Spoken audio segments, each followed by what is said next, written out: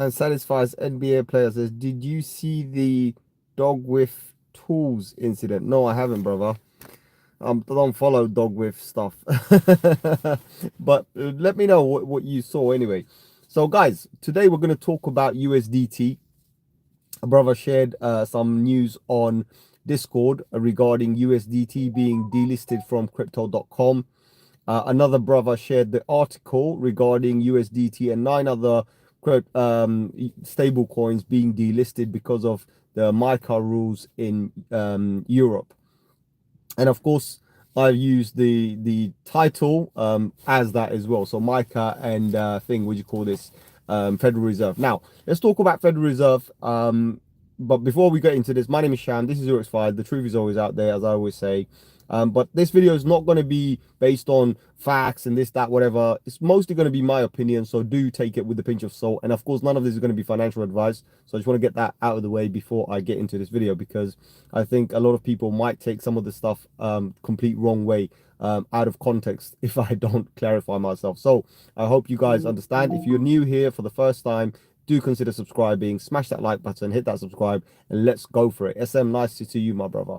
So let's talk about this the stablecoin situation right now. Okay, we will kind of talk about the market. Actually, I'm just about to activate my charts, so I'll have a look at the charts as well, and I'll give you some numbers. I know BTC hit 106 today. Not too bothered, not too concerned. In fact, I'm not even happy about that. I would love to see BTC stay low and let the alts pump, and the alts have pumped a little bit, not too much. I mean, F has recovered quite a bit, but not there yet. But we'll talk about it in a bit, right?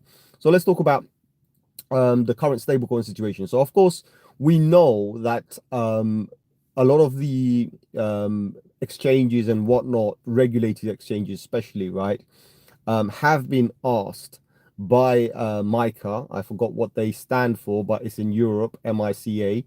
It's an organization. So they've kind of, and they're basically governed by the so guys, this is not scripted, right? They're governed by the Economic Forum, World Economic Forum, WEF, right? Charles Schwab, that's his name, right? So I know his name, but I forget his organization. Anyway, so it's been obviously this is part of their whole thing, in order, because the US dollar is kind of not that not that great of a value against the euro. So the Mica, they want their own version of like CBDC and whatnot. So of course we have Trump saying he doesn't want CBDC, which is fine, but of course Mica is quite big. It's a big player for the European Union in Europe. Hence why they're saying in Europe we don't want to see any of these United USD backed stable coins. We want to see our own version. So what they're doing is they're launching their own versions, a lot of them. And of course there are going to be universal ones as well, like ROUSD, for example, USDC, for example. These are centralized and they are accepted by these Mica governing bodies, or whatever you want to call them. So that's happening as well, right? So they're choosing and picking. Doesn't matter what's stable and what's not. Doesn't matter what is regulated and what is not. They're just picking their friends, basically, nothing else, right? So that's how you have to look at this, right? So they're picking on they're taking companies that they like.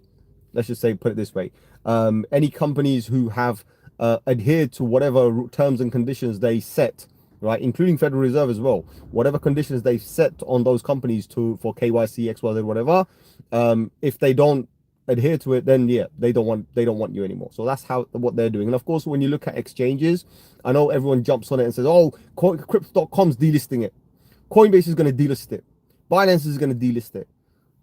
Listen, the exchanges are trying to feed themselves. They're going to survive, so they don't want to shut down. Do you know what I mean? They don't want to make enemies, especially when politicians are now entering crypto, right? You don't want to make political enemies, right? So that's what it is. So of course they're gonna bend down a little bit, and I won't blame them. If I was in their position, if I was in crypto.com's position, Binance's position, and I have to follow the rules and that are set upon me in order for me to trade in those countries in order to protect my business, probably I would have done the same. Do you know what I mean? However, right, there is a bit of a caveat. So we have to understand USDT and 9 other stable coins.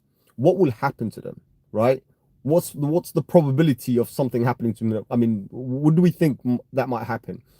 The way I look at it is, look, USDT is not going anywhere. In fact, if USDT declined or hasn't gone through all the KYC and AML nonsense that they were trying to throw out there. They didn't do it. With now USDT is a lot more stronger for anonymity, right? It could actually be an anonymous coin. It could stay like that because it's not doing no KYC. It's not tracking customer funds. It's not tracking your money.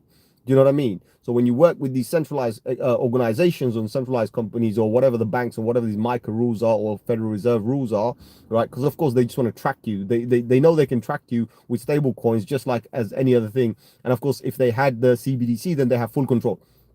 So now what's happening is they're not gonna have full control over Tether, right? If Tether chooses this, by the way, it's not like it's gonna happen if Tether chooses this. So if Tether chooses that, okay, we want to keep our customers anonymous, let people still transact. They're on plenty of blockchains, and I'm going to get to the blockchain part in a bit, right? And then they want to move on. I don't see a problem with that. You know, I think they have a better chance now. They can even be a bigger player in the game. Do you know what I mean? So it doesn't really have to affect their valuation or anything like this, right? And overall, another thing you got to understand. Release the information.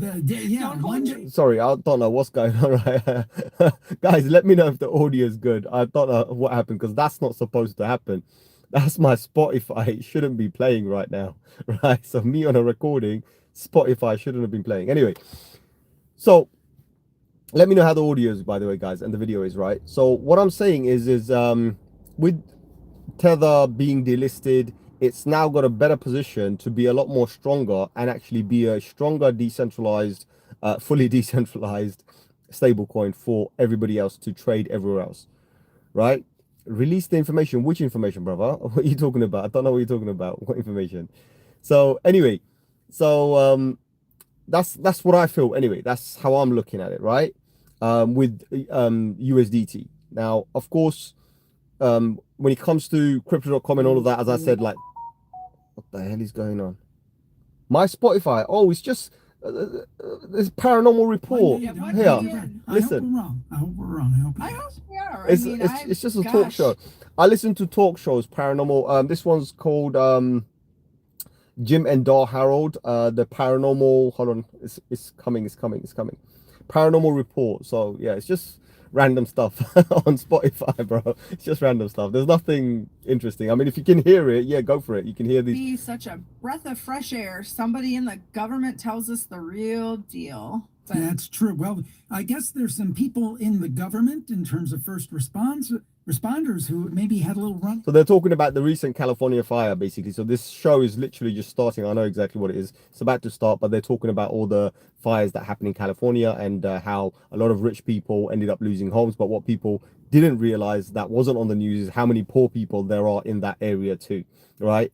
You know, when you look at numbers, there are far more poor people out there. So they're just urging people to go and donate to charities and whatnot and help the people who are poor, because it will take them years, right? Years and years for them to recover again. Whereas in the rich people, for them, obviously, it's a whole different story. They might, you know, they might have heavy insurances or whatever, or maybe a second property or whatnot, so they can recover easily, right? But a lot of poor people, they probably put their entire life saving and they probably won't do that. So that's what this is about anyway, right? My Spotify information. There's nothing there, bro. There's nothing there. I just listen to talk shows. I don't listen to music or anything like this. Anyway, let's get back into the stablecoin thing, right? Okay, we diverted a little bit, right? So now I want to get into, like, I'm going to roll into the blockchains for a bit so you'll understand what I'm talking about, right? So the way I look at it, right, is, okay, USDT, 9 other coins will be delisted. Now, out of the 9 others, so 10 of them, let's just say specifically, just say 10 stable coins are going to be delisted from these things because they do not follow the MiCA rules. Fine. They do not follow the Federal Reserve rules. Fine. We accept that. As I said, the exchanges have to feed themselves. They got to eat, right? So end of the day, they're just doing what they need to do to protect their business. And I'm okay with that, right? As a businessman, as an ex-businessman, I understand the dynamics behind it. Sometimes you have to just say, there's things I cannot do to protect my business, right? Because people will fall in line, right? Ultimately, any business, if you change the terms and conditions, if you change the rules, yes, there are going to be so many people pissed off, right? And saying, do you know what? We don't want to deal with this company. We don't want to deal with this business. We don't want to deal with this exchange. They would do that. But overall, it takes a bit of a hit. However, people will fall in line because when there's no other option, right? When there's nothing else easier, there's a lot of other barriers to entry where you go for the easiest option, right? And then you just bend over to that rule. So that's what's going to happen. So they're fine. I'm not concerned about them, and I don't think crypto.com and anybody's going to be suffering because of that. However, globally, there's another third world. Europe is one part of the world, right? What, 15 or 16 countries, right? Out of the whole Europe. That's Europe, right? And then you have USA, right? Which is, USA, Central America, right? It's not even Canada. Think about it, because you have to look at it in a particular way, right? It's not even Canada. It's not South America. It's just Central America. So that's just two regions. Let's just say regions, right? And then you've got the globe, guys. We've got an entire globe out there who are still using USDT. So, unless places like China, Hong Kong, Singapore, Malaysia, XYZ, you know what I mean, right? Malta, unless all of these other countries start delisting Tether as well, and they're following Federal Reserve rule, which they shouldn't. They're following Mica rules, which they shouldn't. Again, you see what I mean? So unless they start doing that, we got a bit of a problem. So you got to understand this. And of course, when you look at Japan, people will say, "Oh, Japan is not using Tether." Japan's never used Tether. Japan, since the Mount Gox incident, right? Japan has had its own stablecoin, its own national stablecoin for crypto, specifically made for crypto since 2013. So a lot of people don't go back that far, but go back and see what it is, right?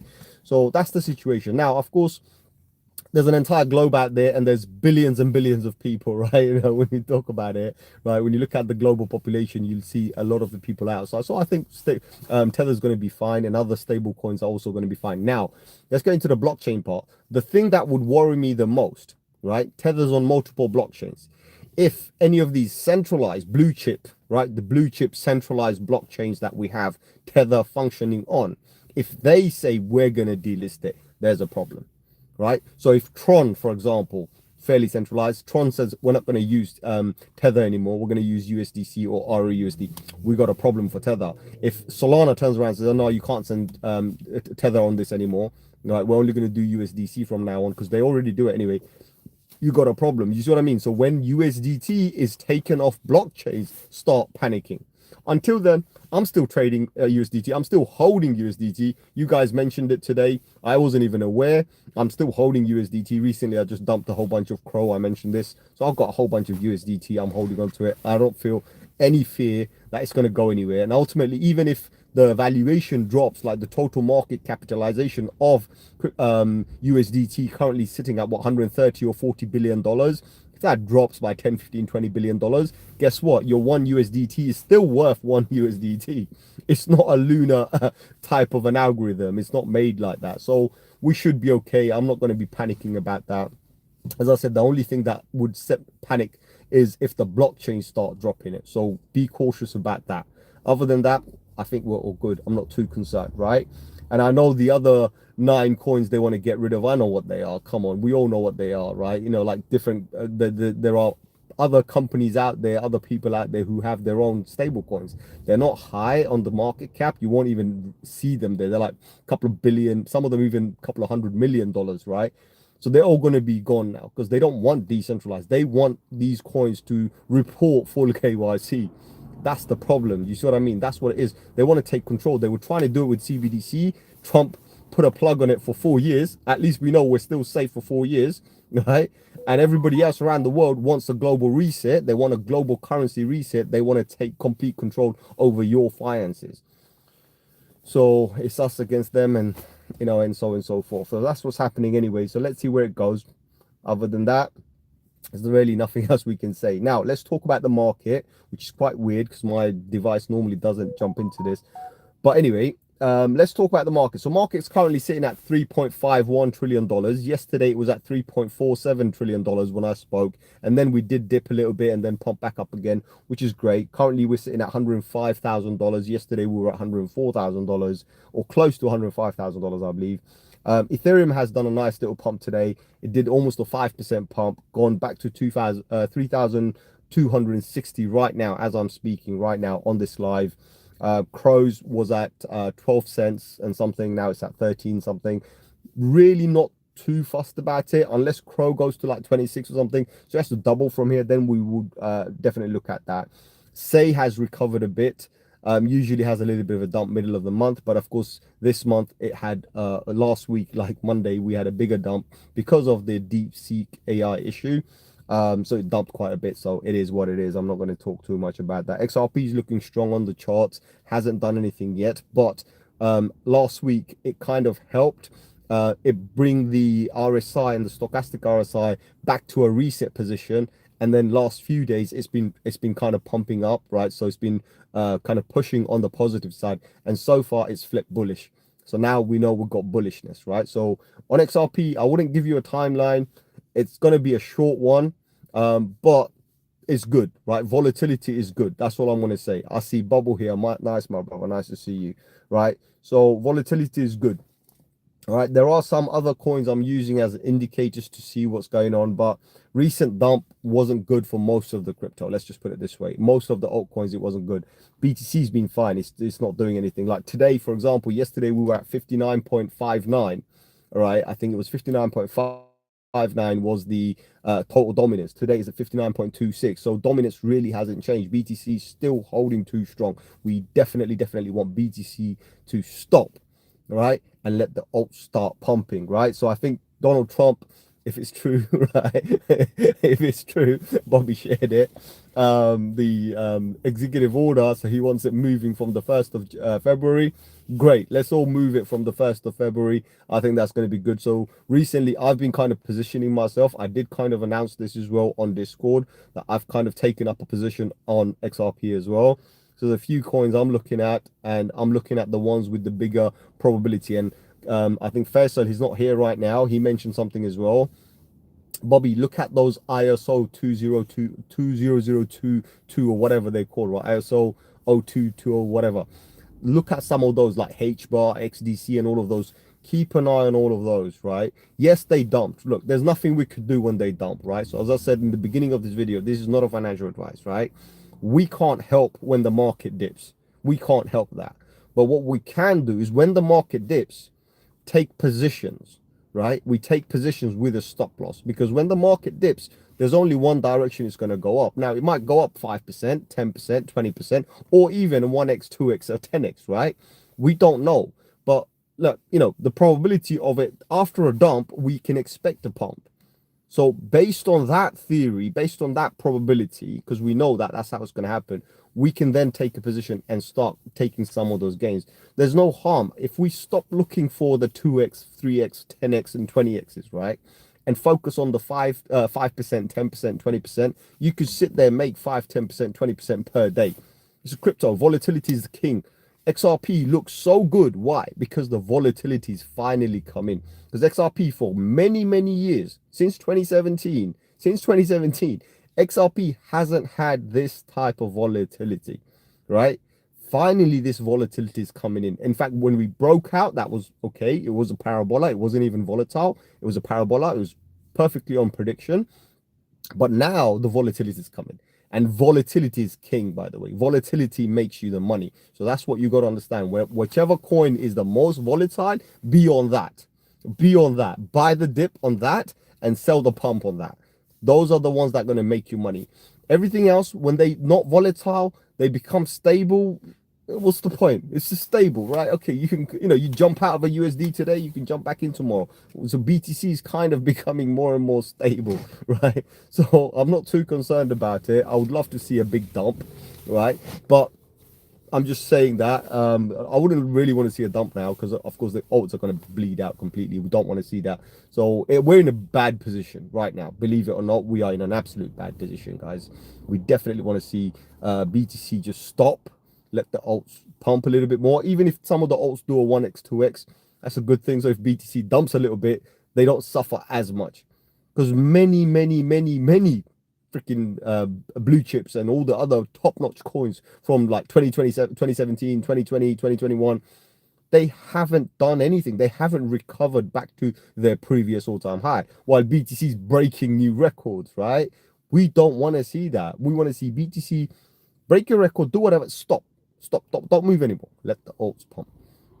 If the alts pump a little bit, 10%, 20%, 30%, 40%, whatever, Not an individual wanting to all of them pump. If they pump, because remember, there's about $2 to $2.5 trillion stuck in the altcoins. Loss. That's how down. That's how low they are. We need all of that to recover back to the all-time high. Then we start making a move. And so far, some coins have proven that, right? That yes, they can get to the all-time high and they can hold that position and now test for a new one. Example, XRP. XRP went back to $3.30, held that, right? Yes, it came down a little bit. So what? It dipped, what, 20 cents? What are you panicking about 20 cents for? We're back to the all-time high. That's the best part you got to look at. And from now on, when we hit that number, now we've got a better chance to go and hit a new all-time high. So you see what I mean? These are record breakings. We're going to make a new record right now. So similar way, we got to hold positions in these particular coins and look at what the narrative is and where these coins can go. So that's what I'm looking at. And as I said, that's the reason why I want BTC not to do much anyway. So if you guys have any questions, please let me know. And we're going to the questions right now. But yeah, as I mentioned, like HBAR, XDC, there's a few others. Keep an eye on those. Anything with an ISO 2002 compliance on it, right? Whatever. Keep an eye on those, because those are the ones that I think this season, right? Because I'm calling it season. I'm not going to call it the end of the season because we are at the beginning of the end. But for this season to end, I think they're going to perform the best, because all of these Mica and Federal Reserve and all the BS rules that are coming out, they're all going to be favored to those coins. That's what you got to understand. Yes, we're going to have 10, 15, 20, 30, maybe even 1,000 different other coins who are also going to pump as well. But having a pump and having favor is two different things. We can pump anything. We can pump the pump funds, right? So we're not fussed about pumping. Do you understand? Right? We can pump some shitty meme coin that has absolutely no value, right? Anything, we can pump those. We're not concerned about those ones, because what pumps will dump. But what I'm saying is the narrative, right, is these coins are regulated, obviously, but favored by regulators as well. And that favor is what we're going to bank on, right? Hence why we want to position ourselves into a lot of these coins. Now, I have mentioned a whole bunch of names. I'm not going to be specific about what I've bought and what I haven't, because there are some that I already hold and there are some that I have newly added to my position, right? And of course, there are some that has been gifted to me, and I'm transparent about that, right? So end of the day, I think there's one specific coin that I don't hold, but rest of the ISO 2022 whatever, I actually hold all of them now. So I've kind of positioned myself in that way. And then, like, other exchange coins, I hold small batches of XYZ. So again, I'm just kind of trying to follow the narrative a little bit, follow the narrative and see where it goes. I mean, AI is a big narrative. Talking of which, I pre-ordered myself a Samsung S25 Ultra, because why not? You know what I mean? Why not? I just want to, I needed to upgrade the phone. Obviously, I wanted to upgrade the phone as well. But it's the AI narrative. Like, for me, it's like AI can do this. I was like, you know what? I need that. So, but I don't know how much I'm going to use it. For me, most importantly, I think it's the battery. I just need the battery because my battery drains. I'm a heavy battery user. So, yeah. The SM says, do you see yourself holding XRP ETC when you see the market potentially to end? No. So I'm going to play everything. So SM, this is my strategy, and I've been stuck with this strategy for a very long time. Anything that I'm not, so I have two portfolios, right? This is, the easiest way to explain it. I have two portfolios. And by the way, I have three, but I'm not going to add my third portfolio. That's a different portfolio. That's more of a venture capital portfolio. So that's a different portfolio. Let's talk about crypto. So crypto specific, I have two portfolios. There is one portfolio, I don't even know what the balance is, right? And it's not something significant. It's not something large, right? Basically, what happens is, if I make 10% profit, or if I make whatever profit I make, let's just give you some easy numbers. So say, for example, I make $100, right? Out of that $100, I keep 50 to go back in and trade and do whatever. Then I have that 50 aside, but from that 50, I take another 25, so 50% of that, and I actually put it into BTC. So I don't look at that balance. So it could be anything. Every week it's a random number. It could be $100, it could be $1,000, it could be $10,000. Whatever the number is, right? Point is there's a balance I don't look at. So it does go and buy BTC, some Ethereum, some Solana. So that one's like my future fund. All right, it's something I don't want to look at today. I don't want to look at in 5 years, probably in 10 years. I won't even look at. It's something I want to leave my grandkids, if that makes sense, right? So this is something I don't look at, and it's purely from profit money, to the point where if I lose it, it doesn't affect me anymore, right? So I'm okay with that. That's my vanishing fund. And then I've got my main portfolio. So my main portfolio, I have two types, right? One is liquid asset, and another one is not liquid asset. So that means that, again, the not liquid asset that I have, it's there, but it's more of a long hold. So it's one portfolio, but there are some coins I'm going to long hold. For example, here's a good one to laugh at probably, right? So I hold a whole bunch of Pepe. I don't even need to sell the Pepe. I'm so high up, I don't even need to sell the Pepe. Pepe can dump 99% and I'm still in profit. From this price, if Pepe dumps 99%, I'm still in profit. So it's a long hold. Why? Because I just like it. And I bought it with profit money, but I just like it. So I'm like, you know what? I'm going to keep that. See where it goes. It's not a big significant amount, but it's made a lot. You know, a small investment made a lot, right? So I want to leave that, see where it goes. So similar kind of, I have other assets like even Sui and XYZ, that I have those. Now, the liquid assets, those ones I trade regularly. So I buy, I sell, I buy the dip, right? I sell the pumps, and I'm literally aiming to make 1% to 10%. If I could make 1 to 10%, I'm a happy dude. So this is my regular trading asset, right? Spot trading. I'm not even leverage trading. I'm only leveraging on BTC and Ethereum, to be honest, right? I don't really want to leverage on the rest. So the rest, I'm just buying low, selling high, and just trying to make 10%. So that's liquid. Now, when the market ends, as I said, there are select few coins I'm going to still hold. I won't even bother selling them because there's no point selling them. I bought them so cheap, no point selling them. But the remainder of it, I'm going to dump everything. So that means 99% of all my liquid assets, everything that I can trade right now, press a button and sell right now, will be sold. There's no ifs and buts. There's going to be two ways they're going to be sold. One, they're going to be sold at the price that I think that's it. I will press that button and sell. The other way it will be sold is through a stop loss, because I'm moving the stop loss up, right? So either way, everything's going to go. So XRP, everything's going to go. Now, there are some XRP that I am going to hold, which has been gifted to me. So those XRP, yes, I'm going to hold, right? Because they're in a different account. I'm just going to leave it there, right? But my main accounts, they're all going to go, because all of those have actual limit orders set up already for certain limits, like take profit orders, plus a stop loss on a lot of them. So when I hit those thresholds, I'm out, because I want to be in dry powder next season. And then when the market bleeds out, I want to come back in again, scoop it all up again, because I know I'm going to get myself a nice little 50, 60, 70% discount. Come on, bro. It's a no-brainer. I want to make 67%, 60, 70% more profit, right? Or own 60, 70% more than I have now. Why not? Do you know what I mean? It's crypto. These are life-changing opportunities. So I want to take that opportunity and I want to make sure I'll make that money there. So I know it's a long-winded one, but I just wanted to explain it so you understand it in context, that, okay, there's nothing left out there. I have separate portfolios, right? Separate portfolios. Now, the third portfolio that you're probably wondering, right? That's a different thing. That's my funds, client funds, all mixed together.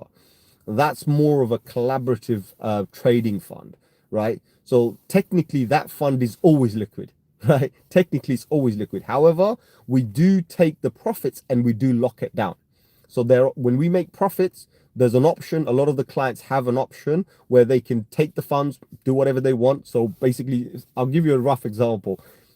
Don't hold me to it. This is a rough example. I'm just going to make the numbers more simple so you understand. Client gives $100,000, right? Now, client's not expecting to make $200,000. Client gives $100,000.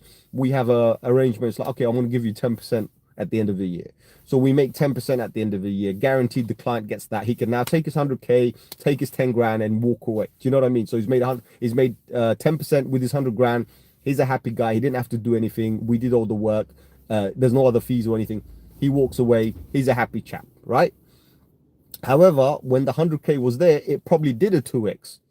So the 2x that we did, we take away, so for example, 100 grand made 100 grand. We take away 90K, and that 90K goes into a fund. That's a long-term fund, right? And they have an option. Do you want to be part of that? If not, then yeah, we can do whatever in XYZ, right? So most of the time, people want to be on a long hold because they don't want to lose out opportunities. So they're like, yeah, keep it there. And those currencies, we usually hold it in either BTC or USDT, right? So one or the other. I mean, currently I might have to change it a little bit, but yeah, one or the other, we keep it there because that's there to scoop up bonuses. It's not there for growth. I mean, the BTC is there for growth, but everything else is there for those opportunities when you have those big discounts. And of course, we don't buy altcoins. We don't like all the altcoins, and we don't buy meme coins with that fund. That fund is very specific, only for top tier blue chip, like the top 10 blue chips. We don't touch anything else, you know. And yes, there are some new opportunities. Whenever those come in, yeah, we buy those as well. So that's what that fund is. So technically, as I said, it's always liquid. Do you know what I mean? It's always liquid. Does the fund always make money? Sometimes it doesn't. There are times when we do lose. Like for example, during a bearish season, the profits might not be as much as intended or anticipated, but overall it balances out because of the extra fund that we have. So you know, it's not a bad deal, you know what I mean? Because technically the client, they're always making money, right? They're always making money. It doesn't matter if it's a bear market or a bull market, they're always making money. And then you know, we work with that and we grow that fund. So that's a different fund, as I said, you know. So I don't treat it like my personal, but my personal, I have two funds. One's liquid with partial lock, and one is totally anonymous. Right, let me know, guys, any other questions? I know I went in a long-winded one. Let me know if there is anything else.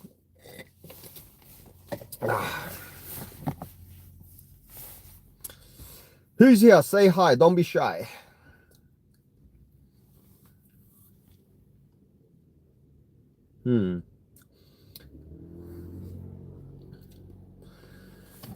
Let's see what happens, guys.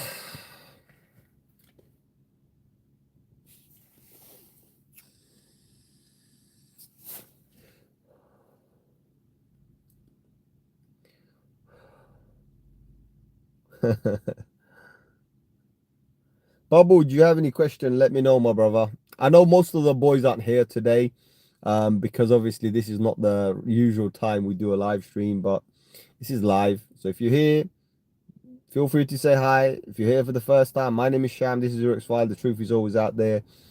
This particular video is not really a analysis or anything like this, kind of.